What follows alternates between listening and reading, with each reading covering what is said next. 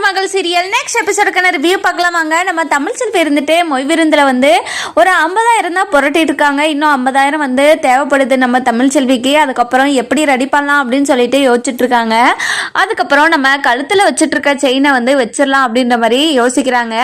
அதுக்கப்புறம் நம்ம கழுத்தில் அந்த செயினை கழட்டி அடகு கடையிலையும் வச்சிடறாங்க. வச்சுட்டு காசை எடுத்துகிட்டு போய் காலேஜ் ஃபீஸ் கட்டணும் அப்படின்னு சொல்லிட்டு வீட்டில் கொடுக்குறாங்க அம்மா கிட்ட. அம்மா பத்திரமா வச்சுட்டு இருக்காங்க. அதுக்கப்புறம் நம்ம தமிழ் செல்வி இருந்துட்டு 6ஆம் தேதிக்குள்ள ஃபீஸ் கட்டி ஆகணுமா அப்படின்ற மாதிரி சொல்றாங்க. அதுக்கப்புறம் சரி சரி தமிழ் செல்வி அதுக்குள்ள போய் கட்டிட்டு வந்துரு அப்படின்ற மாதிரி சொல்றாங்க. அதுக்கப்புறம் நம்ம தமிழ் செல்வியும் அதுக்கு ஆகிற வேலையை பாக்குறாங்க. அதுக்கப்புறம் நம்ம கருப்பு இருந்துட்டு தமிழே நானும் உன் கூட வரேன் தமிழ் அப்படின்ற மாதிரி சொல்றாங்க. இல்லைன்னு நான் அம்மாவே கூட்டு போறேன் அப்படின்ற மாதிரி சொல்றாங்க. சரி தமிழ் நீ பத்திரமா போயிட்டு வந்தாவே அது எனக்கு போதும் அப்படின்ற மாதிரி சொல்றாங்க.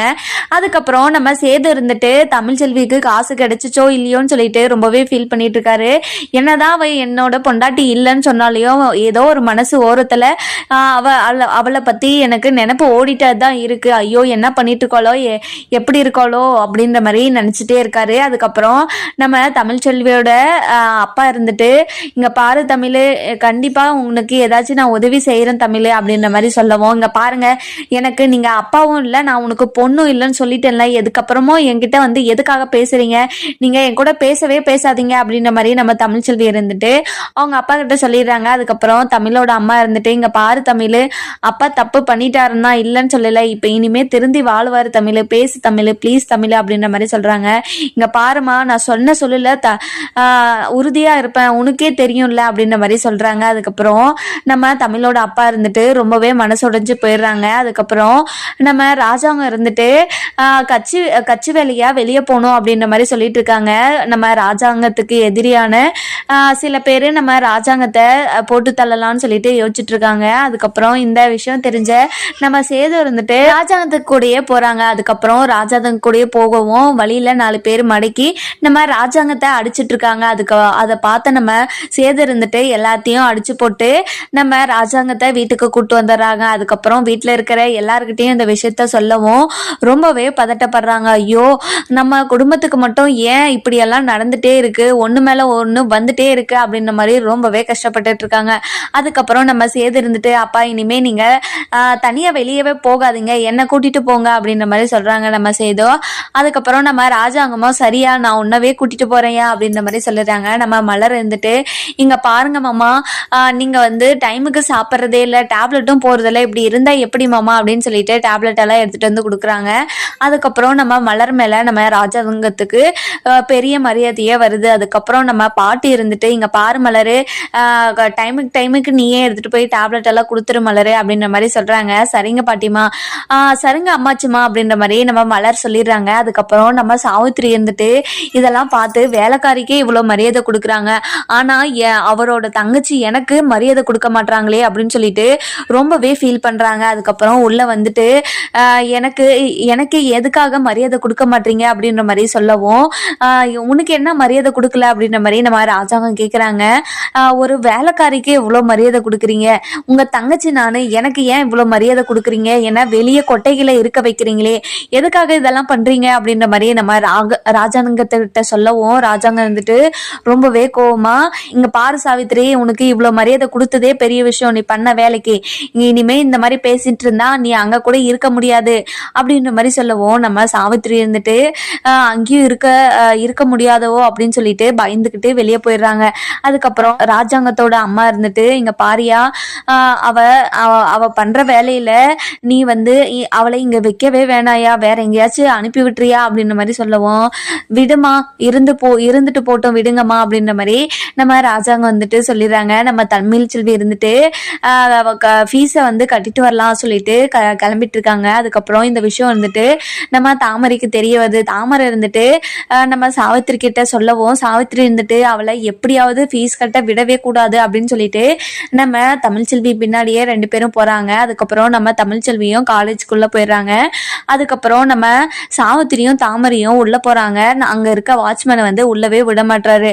இதை பார்த்த நம்ம சாவித்திரி ரொம்பவே கோவமா இவ ஃபீஸ் கட்டிடுவா போலியே அப்படின்னு சொல்லிட்டு ரொம்பவே கோவமா வெளியவே நின்றுட்டு இருக்காங்க. அதுக்கப்புறம் நம்ம சாவித்திரி இருந்துட்டு அவளை எப்படியாச்சும் நிறுத்தணும்டி, என்னடி என்ன என்னடி பண்ணலாம் அப்படின்னு சொல்லிட்டு நம்ம தாமரை கிட்ட சொல்லவும், தாமரை இருந்துட்டு எனக்கே ஒன்றும் தெரியாது, உங்களை கூப்பிட்டு வந்தா, ஆனா நீங்க இப்படி பண்ணுவீங்கன்னு நான் எதிர்பார்க்கவே இல்லைம்மா, அவளை உள்ள போக வச்சிட்டீங்களே அப்படின்ற மாதிரி ரொம்பவே கோவமா தாமரை இருந்துட்டு சாவித்திரி கிட்ட கத்திட்டு இருக்காங்க. அதுக்கப்புறம் நம்ம தமிழ்செல்வி இருந்துட்டு அவங்க அம்மாவை கூட்டிட்டு காலேஜுக்கு உள்ள போறாங்க. உள்ள போயிட்டு ஹெச்ஆர் டிபார்ட்மெண்ட்ல ஃபீஸ் கட்டலாம்னு சொல்லிட்டு உள்ள போறாங்க. உள்ள போன உடனே நம்ம தமிழ்செல்விக்கு ராஜ மரியாதை கொடுக்குறாங்க. அதுக்கப்புறம் இந்த மரியாதைலாம் பார்த்த நம்ம தமிழ்செல்வி அம்மா வந்துட்டு ரொம்பவே பூரிச்சு போய் நின்றுட்டு இருக்காங்க. அதுக்கப்புறம் நம்ம தமிழ்செல்வி இருந்துட்டு ஃபீஸ் எல்லாம் கட்டிட்டு வெளியே ஃபீஸை கட்டிடுறாங்க. கட்டிட்ட உடனேயே இங்கேயே ஹாஸ்டல் இருக்கு, இங்கேயே தங்கி படிக்கிற மாதிரி தான் இருக்கும் அப்படின்ற மாதிரி சொல்றாங்க. நம்ம தமிழ்செல்வி இருந்துட்டு நான் இப்போ ப்ரெக்னெண்டா இருக்கேன் அப்படின்ற மாதிரி சொல்லிடுறாங்க. ப்ரெக்னெண்டா இருந்தா என்ன, ப்ரெக்னெண்டா இருக்கிறவங்க படிக்கிறது இல்லையா என்ன, உங்களுக்கு இருக்க டேலண்ட்ல கண்டிப்பா நீங்க முன்னாடி எல்லாருக்கும் எல்லாரோட நீங்க நல்லா பர்ஃபார்ம் பண்ணுவீங்கன்னு சொல்லிட்டு எனக்கு ரொம்பவே நம்பிக்கை இருக்கு அப்படின்ற மாதிரி அந்த காலேஜோட ஹெச்ஆர் சொல்றாங்க. அதுக்கப்புறம் இதெல்லாம் கேட்ட நம்ம தமிழ்செல்வி இருந்துட்டு ரொம்பவே ஆர்வமா இருக்காங்க படிக்கிறதுக்கு. அதுக்கப்புறம் ஃபீஸை கட்டிட்ட உடனே என்னைக்கு வந்து ஜாயின் பண்றது அப்படின்ற மாதிரி கேட்குறாங்க. அதுக்கப்புறம் நம்ம ஹெச்ஆர் இருந்துட்டு இன்னும் ஒரு 1 வீக்ல காலேஜ் ஸ்டார்ட் ஆயிடும், நீங்க வந்து ஜாயின் பண்ணிக்கோங்க அப்படின்ற மாதிரி சொல்லிடுறாங்க. அதுக்கப்புறம் நம்ம தமிழ்செல்வி இருந்துட்டு ரொம்பவே சந்தோஷமா ஃபீஸை கட்டிட்டு வெளியே வந்துடுறாங்க. அதுக்கப்புறம் தமிழோட அம்மா இருந்துட்டு இங்க பாருடி, வயிற்றுல புள்ளைய வச்சுட்டு நீ பத்திரமா இருப்பியாடி அப்படின்ற மாதிரி சொல்லவும், எங்க பாருமா கண்டிப்பா நான் படிச்சு டாக்டர் ஆகிட்டு இந்த ஊருக்கு நான் சேவை செய்வேன், என்ன கேவலமா பார்த்தவங்களெல்லாம் நான் நிமிர்ந்து பார்க்க வைக்கவாமா அப்படின்ற மாதிரி சொல்றாங்க. அதுக்கப்புறம் நம்ம தமிழ்செல்வியோட அம்மா இருந்துட்டு ரொம்பவே சந்தோஷப்படுறாங்க. இதெல்லாம் கேட்க எனக்கு ரொம்ப சந்தோஷமா தாண்டி இருக்கு. ஒரு பக்கம் நீ பிரெக்னெண்டா இருக்கிறத நினைச்சு நான் ரொம்ப கஷ்டப்பட்டுட்டு இருக்கேன்டி, நீ எப்படி படிச்சு வெளியே வருவியோ அப்படின்னு நினைச்சாலே எனக்கு ரொம்ப கஷ்டமா இருக்குடி அப்படின்ற மாதிரி சொல்லிடுறாங்க. அதுக்கப்புறம் நம்ம தமிழ்செல்வி இருந்துட்டு இங்க பாருங்கம்மா, அதை நினைச்செல்லாம் நீங்க ஃபீல் பண்ணவே பண்ணாதீங்க சரிங்களா, இதெல்லாம் நான் பாத்துக்கிறேன் அப்படின்ற மாதிரி நம்ம தமிழ்செல்வி இருந்துட்டு தமிழோட அம்மா கிட்ட அவங்க அம்மா கிட்ட வந்து ஆறுதல் சொல்லிட்டு இருக்காங்க. இங்க பாரு தமிழ், நீ என்னதான் சொன்னாலும் என் மனசு ஏத்துக்கவே மாட்டேங்குது தமிழ், எனக்கு நாள் நெருங்கி வர வர எனக்கு ரொம்பவே கஷ்டமா இருக்கு தமிழ் அப்படின்ற மாதிரி சொல்லிடுறாங்க. இங்க பாருங்கம்மா, இப்படி பேசாதீங்கம்மா, இப்பதான் ஹெச்ஆர் பேசுனதெல்லாம் நினைச்சு நான் ரொம்ப சந்தோஷமா வெளியே வந்தேன், ஆனா நீங்க இப்படி பேசி என்னோட மூடவே ஸ்பாயில் பண்ணீங்கம்மா, நீங்க கொஞ்ச நேரம் அமைதியாவே வாங்கம்மா அப்படின்ற மாதிரி நம்ம தமிழ் சொல்லிடுறாங்க. அவங்க அம்மா இருந்துட்டு ரொம்பவே கஷ்டமா இருக்காங்க. அதுக்கப்புறம் நம்ம ராஜாங்கத்தோட அம்மா இருந்துட்டு இவ காலேஜ்ல போய் ஃபீஸ் கட்டினாலா இல்லையான்னு தெரியலையே அப்படின்னு சொல்லிட்டு ரொம்பவே ஃபீல் பண்ணிட்டு இருக்காங்க. நம்ம மலரை கூப்பிட்டு தமிழ்செல்வி இந்நேரம் போயிட்டு ஃபீஸ் கட்டிட்டுப்பாளா அப்படின்ற மாதிரி கேட்டுட்டு இருக்காங்க. தெரியலையாமாச்சி, நான் வேணா ஃபோன் பண்ணி கேட்கவா அப்படின்ற மாதிரி கேட்குறாங்க. சரிடி வெளியே போய் ஃபோன் பண்ணிட்டு கேட்டு வாடி அப்படின்ற மாதிரி சொல்றாங்க. அதுக்கப்புறம் நம்ம மலர் இருந்துட்டு நம்ம தமிழுக்கு கால் பண்ணி ஃபீஸ் கட்டிட்டியா அப்படின்ற மாதிரி கேட்குறாங்க. நம்ம தமிழ் இருந்துட்டு ரொம்பவே சந்தோஷமா நான் ஃபீஸ் கட்டிட்டு வந்துட்டேன் அப்படின்ற மாதிரி ரொம்பவே எக்ஸைட்மெண்ட்டாக சொல்கிறாங்க. அதுக்கப்புறம் நம்ம மலர் இருந்துட்டு ரொம்பவே சந்தோஷப்படுறாங்க. இங்கே பாரு தமிழ், நீங்கள் சீக்கிரமாக படித்து பெரிய ஆளாக வரணும் தமிழ், அதுதான் என்னோட ஆசை அப்படின்ற மாதிரி நம்ம மலர் சொல்கிறாங்க. அதுக்கப்புறம் நம்ம தமிழ் இருந்துட்டு ஆமாக்கா கண்டிப்பாக நான் உங்களுக்காகவது கண்டிப்பாக படிப்பேங்க்கா, கண்டிப்பாக படித்து ஒரு பெரிய ஆளாக நான் வருவேங்க்கா அப்படின்ற மாதிரி நம்ம தமிழ் சொல்கிறாங்க. அதுக்கப்புறம் நம்ம தமிழோட அம்மா இருந்துட்டு யாருமா அப்படின்ற மாதிரி கேட்குறாங்க. அதுக்கப்புறம் நம்ம தமிழ் இருந்துட்டு மலர்தாம்மா அப்படின்ற மாதிரி சொல்கிறாங்க. நம்ம மலர் இருந்துட்டு அம்மாச்சி உங்களை கேட்டாங்க, அம்மாச்சி வந்துட்டு ஃபீஸ் கட்டிட்டாளா இல்லையான்னு கேட்க சொன்னாங்க, அதனால தான் நான் ஃபோன் பண்ணேன் அப்படின்ற மாதிரி சொல்கிறாங்க.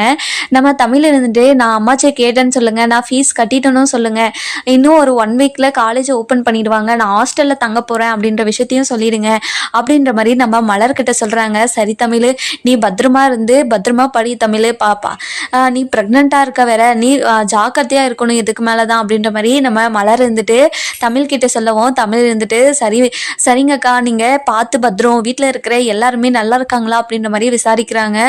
தமிழ் எல்லாருமே நல்லா இருக்காங்க, நீ வந்து நல்லா படிக்கணும் தமிழ் அப்படின்ற மாதிரி நம்ம மலர் இருந்துட்டு தமிழ்செல்வி கிட்ட சொல்லிட்டே இருக்காங்க. அதுக்கப்புறம் நம்ம தமிழ் இருந்துட்டு சரிங்கக்கா நீங்கள் வீட்டில் இருக்கிறவங்களாம் கேட்டேன்னு சொல்லுங்கக்கா அப்படின்னு சொல்லிட்டு ஃபோனை வச்சுறாங்க. நம்ம மலர் இருந்துட்டு அம்மாச்சி கிட்ட போயிட்டு, அம்மாச்சி நம்ம தமிழ் இருந்துட்டு ஃபீஸ் கட்டிட்டாலாம், இன்னும் 1 வீக்கில் வந்து காலேஜில் வந்து ஓப்பன் பண்ணிடுவாங்க, ஹாஸ்டலில் தான் தங்க போகிறாலாம் அப்படின்ற மாதிரி நம்ம தமிழ் இருந்துட்டு நம்ம மலர் இருந்துட்டு தமிழை பற்றி சொல்லவும், நம்ம அம்மாச்சி இருந்துட்டு ரொம்பவே சந்தோஷப்படுறாங்க தமிழை நினச்சி. அவள் எப்படியாவது டாக்டர் ஆகிட்டானா எங்கள் குடும்பத்துக்கே ரொம்ப பெருமை இருக்கும் அப்படின்ற மாதிரி ரொம்பவே சந்தோஷப்பட்டுட்டு இருக்காங்க. அதுக்கப்புறம் நம்ம ராஜாங்கத்தோட ஒய்ஃப் வராங்க. வந்ததுமே நம்ம அம்மாச்சி, அத்தை என்னாச்சு, என்ன என்னத்த ஏதோ சுவாரஸ்யமாக பேசிகிட்டு இருக்க மாதிரி இருக்குது அப்படின்ற மாதிரி கேட்கவும் நம்ம அம்மாச்சி இருந்துட்டு தமிழ்ச்செல்வி இருந்துட்டு ஃபீஸ் கட்டிட்டாலாம், அவள் வந்து இன்னும் ஒரு வாரத்தில் வந்து காலேஜுக்கு போகிறாளாண்டி அப்படின்ற மாதிரி நம்ம அந்த அம்மாச்சி சொல்லவும் நம்ம ராஜாங்கத்தோட ஒய்ஃப் இருந்துட்டு ரொம்பவே சந்தோஷப்படுறாங்க. இந்த நாளுக்காக தான் தமிழ்ச்செல்வி ரொம்பவே கனவாக இருந்தா. கல்யாணம் ஆகிறதுக்கு முன்னே எனக்கு கல்யாணம் வேணாம், படிக்கணும்னு சொல்லிட்டு இருந்தா. அவள் கனவு நிறைவேற போது, அவர் ரொம்ப சந்தோஷமா இருப்பாள்ல அம்மாச்சி அப்படின்ற மாதிரி சொல்லிட்டு இருக்காங்க. அதுக்கப்புறம் நம்ம மலர் இருந்துட்டு ஆமாங்கத்த கண்டிப்பா அவ ரொம்பவே சந்தோஷமா இருப்பா, அவ கனவே டாக்டர் படிக்கிறதா அப்படின்ற மாதிரி சொல்லிட்டு இருக்காங்க. அதுக்கப்புறம் என்ன, நம்ம தமிழ் இருந்துட்டு வீட்டில் இருக்கிற கருப்புக்கிட்டையும் தங்கச்சிக்கிட்டையும் பாட்டிக்கிட்டையும் எல்லா விஷயத்தையும் சொல்றாங்க. வீட்டில் இருக்கிற எல்லாருமே ரொம்ப சந்தோஷப்படுறாங்க. இந்த விஷயம் வந்து நம்ம ராஜாங்கத்துக்கு தெரிய வருது. தெரிஞ்சதுமே ரொம்பவே ஷாக் ஆயிடுறாங்க. அதுக்கப்புறம் நம்ம தாமரை இருந்துட்டு அம்மா அவள் ஃபீஸ் கட்டிட்டாலாமா, இப்போ என்னம்மா பண்ணுறது, அவள் காலேஜுக்கு போவே கூடாது, ஏதாச்சும் அவள் கை கால் அது உடைக்கணும் அப்படின்ற மாதிரி நம்ம தாமரை இருந்துட்டு சாவித்திரி கிட்ட சொல்லிட்டு இருக்கோம். சாவித்திரி இருந்துட்டு நானும் அதை தாண்டி யோசிச்சுட்டு இருக்கேன், அவளை எப்படியாவது காலேஜுக்கு போவே விடக்கூடாது அப்படின்ற மாதிரி ரொம்பவே பிளான் போட்டுட்ருக்காங்க. நம்ம சாவித்திரியும் தாமரையும் சொல்கிறது நடக்குமா நடக்காதான்னு சொல்லிட்டு நம்ம வர எபிசோடில் பார்க்கலாம். இந்த வீடியோ உங்களுக்கு பிடிச்சிருந்தா லைக் பண்ணுங்கள், சப்ஸ்கிரைப் பண்ணுங்கள், மறக்காமல் பெல் ஐகானையும் கிளிக் பண்ணிக்கோங்க.